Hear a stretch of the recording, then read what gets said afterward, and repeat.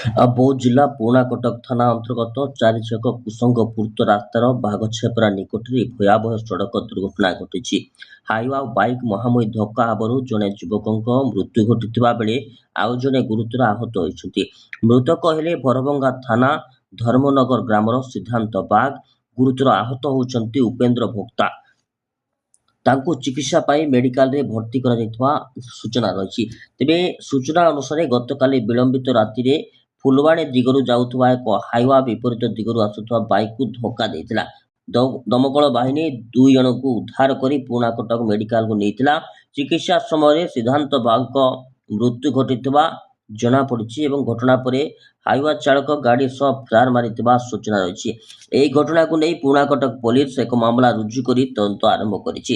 ଉଭୟ ଯୁବକ ବାଇକ୍ ଯୋଗେ ନିଜ ଗାଁ ଧର୍ମନଗରକୁ ଯାଉଥିବା ସମୟରେ ଏହି ଦୁର୍ଘଟଣା ଘଟିଥିବା ସୂଚନା ରହିଛି।